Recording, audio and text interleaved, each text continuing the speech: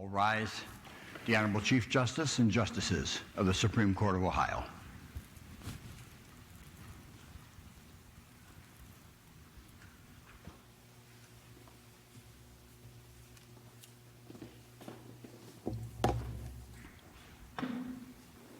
Hear ye, hear ye, hear ye. The Honorable Supreme Court of Ohio is now in open session pursuant to adjournment. You may be seated.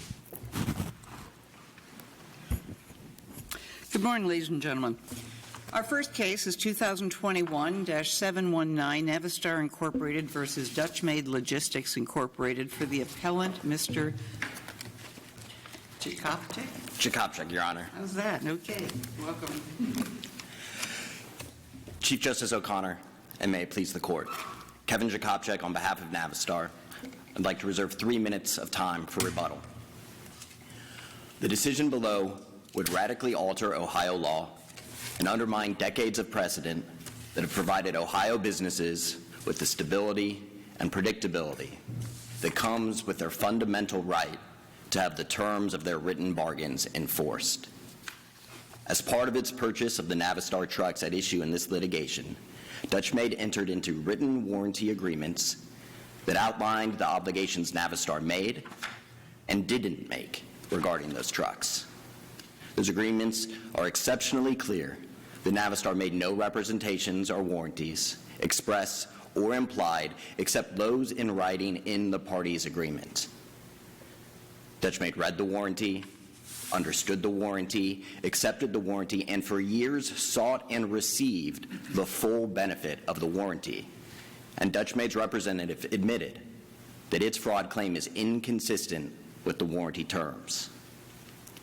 Because the warranty terms and its disclaimer contradict Dutch Made's fraud claim, that claim fails as a matter of law under the principles outlined by this Court in Galmish and applied to bar similar claims in cases like Paragon Networks, JA Industries, D&H Autobath, Goodyear, and Keller. Now, Ohio law mandates that result for good reason. When courts enforce the written terms of parties' bargains, they force them to literally get on the same page regarding what is and is not promised and price their transactions accordingly. And they prevent the fate of multi-million-dollar commercial transactions from turning on self-interested testimony regarding shifting memories of years-old oral conversations, as it did in this case. And those same policy principles animate the second additional rule of Ohio law that independently bars Dutch Made's claim. That's the additional damages rule that stems from the Textron case and has been adopted in courts throughout Ohio. Under that rule, Dutch Made's fraud claim also fails because they failed to identify any damages attributable to the alleged fraud that were separate and additional to the ones Dutch Made alleged stemmed from the breach of contract. Does it make a difference in applying Galmish that the purchase was from a dealership and not directly from Navistar? No, Your Honor. Throughout this transaction, as Dutch Made's claim makes clear, the negotiations occurred with the dealer and with Navistar. The warranty discussions were part of those negotiations, and there's no separate consideration for the limited warranty. It was part and parcel of the purchase itself. So it was part of the terms of the purchase, part of the price that was negotiated with Dutch Made, and Dutch Made, in its own complaint, alleged that it relied on the warranty itself when it was making its purchase. Thank you. And the rule in Galmish that fraud claims are barred when they're contradicted by the terms of the parties' agreements is very easy to apply here. We reproduced the disclaimer in full on page 6 of our opening brief, and it's clear that that warranty was the only warranty given by Navistar, that it is in lieu of all other warranties expressed or implied. It specifically disclaimed the warranty for of merchantability, so fitness for ordinary purpose, and fitness for any particular purpose, and then disclaimed all other representations and obligations. So what about the difference between a misrepresentation and a concealment? Yes, Your Honor. So the concealment claim, or the nondisclosure claim in this case, was that with a duty, with an alleged duty to disclose, Navistar failed to disclose material information.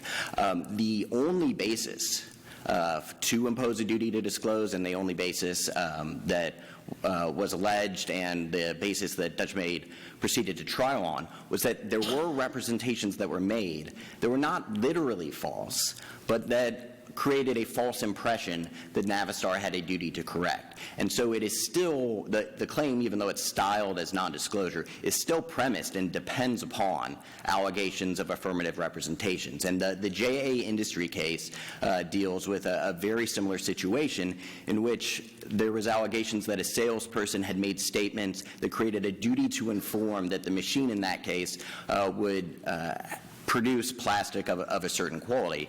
But the court analyzed the disclaimer of representations in that case and said that the alleged oral statements contradict that disclaimer of representations, and therefore the parole evidence rule would bar the evidence upon which that fraudulent inducement claim would depend. And then the other reason, I think, why it still makes sense to apply the parole evidence rule in the non-disclosure context is illustrated by the Paragon Networks case. And that's, even though it's styled as a non-disclosure claim, what it is attempting to do is enforce expectations regarding the quality of a product. So in Paragon Networks, that was a sale of software subject to a limited 90-day warranty with a disclaimer of implied warranties and other representations. So what statements were made that would contradict the warranty? So the warranty itself disclaims all representations and all other warranties expressed or implied. So the trial record, frankly, is not specifically all that clear what Dutch Maid is alleging is the exact partial representation, but the warranty itself disclaims all other representations and all other warranties, and so that's the contradiction. Well, wasn't it just the general boilerplate kind of disclaimer? I mean, there were no discussions or negotiations on what would be included overall, right? So does this represent an understanding? So I think there's certainly a requisite understanding. Dutch Maid did in its brief describe the warranty as boilerplate, and I don't think there's a dispute that it was pre-printed. But I think we cited the Jones and Unibelt case, where Ohio law says that just because a contract is pre-printed, that does not mean that it's not enforceable if the other party can read and understand it. Sure. No, I don't mean to say, I know Jones said, I don't mean to say it has no validity. But when you say here, you were talking about express warranties or representations, and you're saying that there's a meeting of the minds where this standard form says everything. Everything means everything, right? So you're saying that is adequate enough for alleged fraudulent misrepresentation? Dutch Maid understood the warranty. Dutch Maid's own representative testified that it was clear that it meant that Navistar was making no other promises other than what was in writing. Dutch Maid alleged that it relied on the warranty, and it alleges that it is a enforceable contract. There's no dispute that Dutch Maid understood and agreed to the warranty. So I think there is the requisite understanding. And there's, I think, two very important policy points about why this rule makes sense. And the first is related to the integrity of contracts. We cited the East River, the United States Supreme Court's decision in our brief, where it discussed when manufacturers or sellers disclaim warranties or promises, the price of the transaction goes down. Conversely, when they make additional promises, the price goes up. The transactions are based on all of the terms in an agreement. And so when a plaintiff tries to circumvent the terms by claiming reliance on a promise or warranty that was not made, then it is trying to get a benefit that it did not bargain for. Excuse me, and that might be true, but didn't the Court of Appeals say that the language in this contract standard agreement can't vitiate fraud? The Court of Appeals said you can't liability from deliberate misrepresentations under a standard contract. I agree that the Court of Appeals in this case held that disclaimers are sort of categorically ineffective in the face of fraud claims. I think that is completely inconsistent with the Ohio law and the 12, I believe, cases that we cited in our opening brief where disclaimers in the pro evidence rule were applied to certain fraud claims. And there are fraud claims that are based on representations that would contradict or vary the unambiguous terms of the agreement. And in Do we need to overrule Lucarell versus Nationwide to go with your argument? That there's a discrete pre-existing duty in tort, even if there's a contract? Case from 2018. Regarding the no, I think the issue in Lucarell was whether or not punitive damages available could be for a fraud claim. What was not considered was whether the parties there had agreed that there would be no other representations or warranties. And so I don't believe you would need to overrule the case. I think it considered a different issue. The key here is that Dutch Maid agreed, and for years reaped the benefits of its agreement, that there were no other representations and warranties. Consistently getting repairs that Navistar, paid for. Is it accurate that there were over 100 instances of repair needs over this couple of years? So I think for some clarity on the record here, the evidence from plaintiff's own expert was that the trucks are not like, for instance, these kinds of trucks are not like the kinds of cars that we're used to, and that vehicles and these kinds of trucks do need repair occasionally for, up to 1, 2, 3 times a year. And so when you're talking about 20 trucks owned for 3 to 5 years, they kept 2 of the trucks all the way to 2018. I think that number is accurate, but I think that the record shows that the number of repairs is not actually so far out of bounds. Their profits went up every year the trucks were in the fleet. They never lost a customer because of their trucks. They exceeded the average national mileage. There's plenty of facts, in the record on that. But I think the key point here is that Dutch Maid agreed that there was no promise regarding the quality or the number of repairs. The only promise that the parties made was that Navistar would provide those repairs when they became necessary. And Navistar lived up to every word of that bargain. Were the majority of the repairs having to do with the EGR cooler? I don't believe the majority of the repairs on the vehicle of the vehicles in the whole had to do with the EGR cooler. There were EGR cooler repairs, and I think that goes to a point that there was no promise made that there would not be. The warranty agreement is clear that the only agreement that was made was to provide repairs when they are necessary. So the representation, I guess maybe by the representative, that particular problem had been fixed is no avail. Well, the plaintiff's representative certainly testified that someone had said that. The jury did reject the affirmative misrepresentation claim, but the point is that when it came to finalize the parties' agreement into a written contract, they agreed that there were no other representations or warranties that were part of the transaction. And therefore, when the transaction was priced, Dutch Maid entered into an agreement without that guarantee. Dutch Maid could have asked and insisted for a warranty that there would be no EGR cooler repairs. It did not do that. Instead, it agreed to a transaction in which it disclaimed all other representations and warranties. But what about the omission of the statement that essentially they launched it before they were ready to go, that the testing wasn't done, and that they had no choice to launch, but to launch in 2010. I mean, that's not addressed anywhere in the warranty, is it? Well, I think it is for 2 points. One is the one I originally made, that to have a duty to disclose, there still has to be an affirmative representation that would trigger it, and the representations were disclaimed. And second, that representation only makes sense in sort of in the context of what it means is that there was some assurance regarding the quality of the vehicle, right? This wasn't a transaction where they purchased testing services. They were purchasing a vehicle.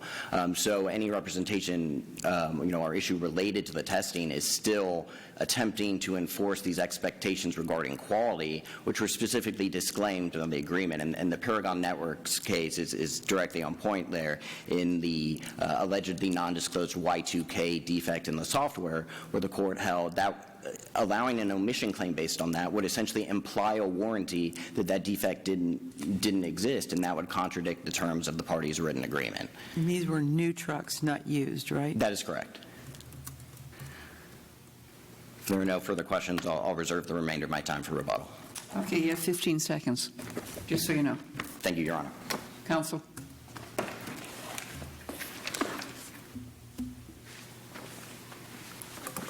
May it please the Court. Good morning, Chief Justice. Good morning, Your Honors. Mark Kitrick here. I want to talk about what this case is about, which you've hit on, and that is the appellants want to legalize lying via a limited warranty.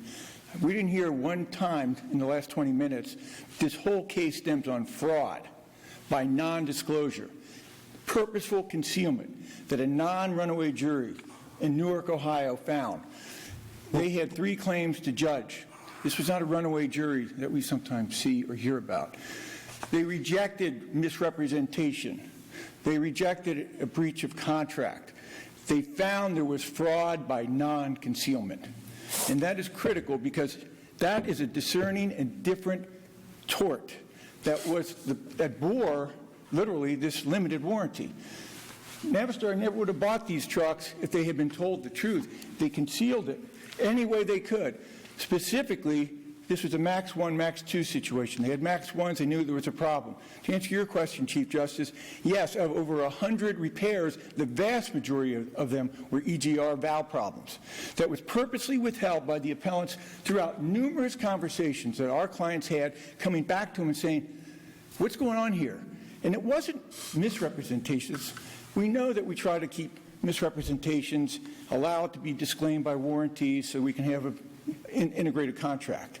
This is different because this is fraud by not telling, by lying, covering up. That's what this jury found after listening to the evidence, listening to the experts, listening to the representatives of each company. Once that happened, they felt, wait a minute, what's going on here? We're not being told that these trucks have numerous problems. They purposely withheld information on the valve having numerous problems, that they didn't have the test time on the road like they claim. These trucks are supposed to run about 1 million miles. They were having problems after 100,000 miles. They were losing value. So when we go to your point, Your Honor, about the warranty, this is not, it kind of brings me back to the St. X days and our law school days where we had to take Latin. It brings me back to the justum generis interpretation of statutes and contracts. If you're going to have a general statement and you start delineating specifics like they do here in this warranty, then everything's interpreted by like kind. There's not one single reference in this warranty for non-disclosures or reliance. Remember, it's well said in the Textron case by the judge, warranties involve reliance, which is really critical because reliance is what were you told or what were you not told. It's one thing to disclaim misrepresentations. It's another to somehow know you should disclaim things you're never told about to make a decision to begin with. These were material points purposely withheld, which caused them to buy the contract. So we have the beginning of this, none of the parole evidence issues here. We don't have fraud where people are trying to say there's fraud when there's a contract. We have fraud happening, which then created an express contract that was based on the fraud was what? The statements? The fraud was the lack of the statements, Your Honor, and that is the key. This is not, the jury actually rejected misrepresentations. They found fraud by non-disclosure, and that's a critical distinction because we don't want to lump misrepresentations and non-disclosures in one bag. They're recognized differences of claims. One's a tort. One could be a potential contract breach. What's important here is we actually have it recognized by law that these are different claims. In essence, if we think about any of these things, think about how we define negligence or releases that we all see in cases. And it's akin to a release in a way. We start putting in words, we better put in all the right words. We have acts or omissions. We have releases that get into acts or omissions. We're not afraid to put in things that should be included if we're going to disclaim something. But we don't want to sanction, this court does not want to sanction corporations trying to claim through a limited warranty. I don't understand. If we adopt your view, what is the point of a warranty? Will you disclaim warranties of merchantability and fitness for a purpose, all other representations? That's true. I mean, warranty is very important. Do you think the Court of Appeals got it right, that just because this was some kind of boilerplate, it wasn't important? Yeah, I think the Court of Appeals did get it right, Your Honor, and I'll talk to your point. We want warranties, absolutely. We want to say, okay, here's what we're promising and what we're not promising. That's different than a non-disclosure situation. For example, in warranties that are upheld by this court and others, it's usually language that says full and fair warning that have everything in it. This is a boilerplate disclaimer. It did not include reliance. It only included liability. It did not disclaim the failures to disclose material information, and it was just the fixed trucks that break down, which they did, and the jury found that. So this was, Goodyear wanted a full and fair warning. This case did not have it. So if we're going to have warranties that are going to be upheld, Your Honor, as you say, then they better have everything in it so that non-disclosure is included. Now, that's Counsel, a public policy. What gave rise to the obligation to disclose here? Because there's a million things that a seller of a vehicle like this could or could not disclose. So what gave rise to the obligation to disclose, and what was it that they should have disclosed? That's a great question, Your Honor, and it's very specifically brought out in the trial. This company, our client, had problems with these trucks, the Mac 1. So they were worried about this valve, which supposedly takes the exhaust, sticks it back in, and so it creates a problem in the exhaust system. So they specifically said, hey, we bought some of these trucks, there was problems, Mac 1. The company, the appellant says, we got Mac 2. Now, that's a lot better. We've already tested it. We've got this, we've got that, we've done it. So our clients... But wait a second, that's not non-disclosure, that's representations that you're talking about. Well, then they went, to answer that point, Your Honor, then they went to the company, the appellant, and said, what are you doing about this Mac 2 problem and the valve problem? They specifically addressed it numerous times. Okay, again, you're talking about representations. You say they went and said, what are you doing?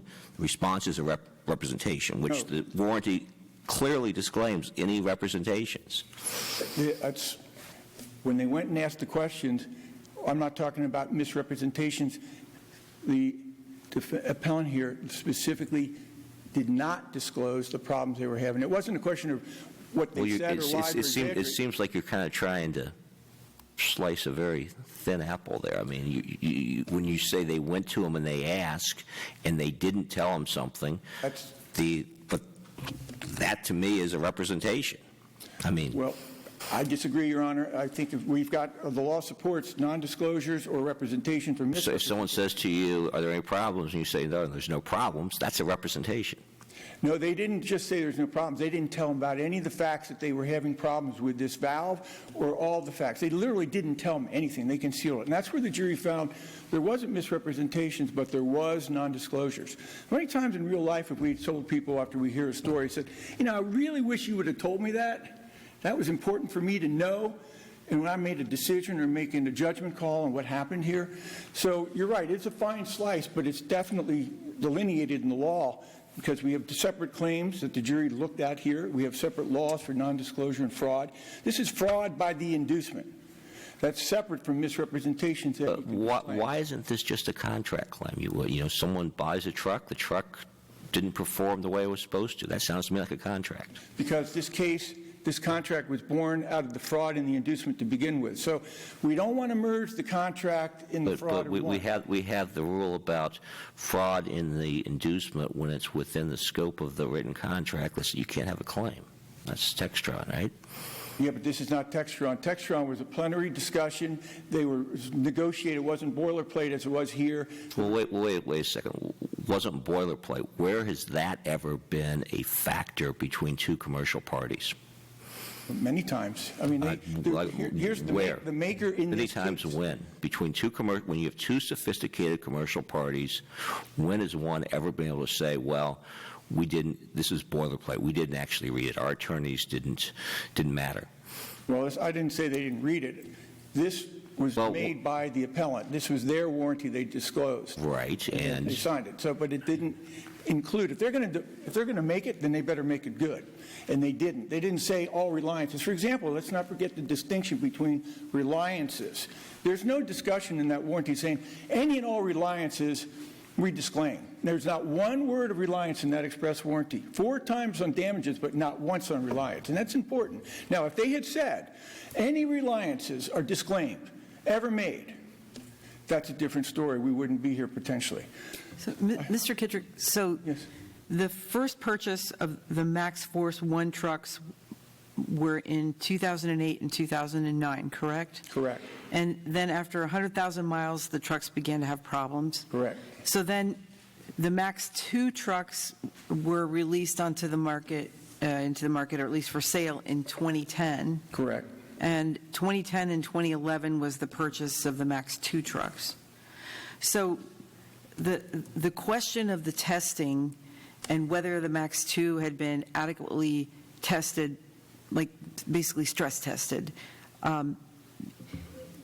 do you think that that is something that made a difference to your client if they would have known that they weren't tested to the point where they could be released?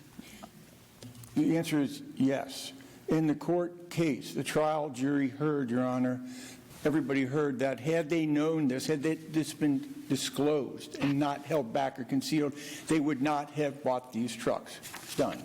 This deal wouldn't have happened. So it's one thing to say, we'll fix your trucks. It's another to basically mislead by inducement and have you make the deal to begin with. And that was the key. And that's what happened here, and that's what the jury found.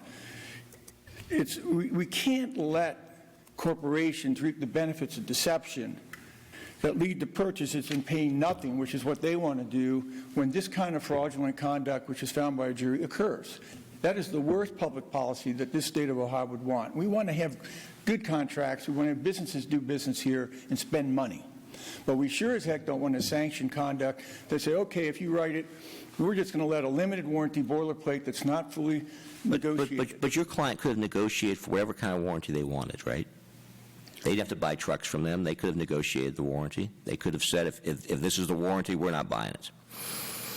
If you want to get into whether or not you can make that decision, that's an informed decision. If you've got the knowledge to make it, that's true. But if you don't have the knowledge or have been misled by concealment, how can you actually make a really informed decision at that point on a material decision-making situation? That's the problem, Your Honor, is if you don't tell somebody the truth about it and you lie about it, how can you say that that's a good informed decision when you sign something?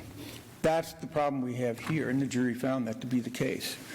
I mean, so you had a warranty that the warranty covered repairs. It didn't cover time for your losses for not having the vehicles. If you wanted to negotiate for that, you could have negotiated for that. You would have had to pay more, I'm sure. But you didn't negotiate that for that. So why should the court change the bargain that you made into something else? Well, the jury, first of all, didn't find there was a breach of a misrepresentation here, a breach of warranty. The jury agrees in that sense that they didn't say that the warranty was breached. They found, wait a minute, the whole warranty occurred because of the fraud and the inducement to begin with. And we just have to remember that we can't mix the two.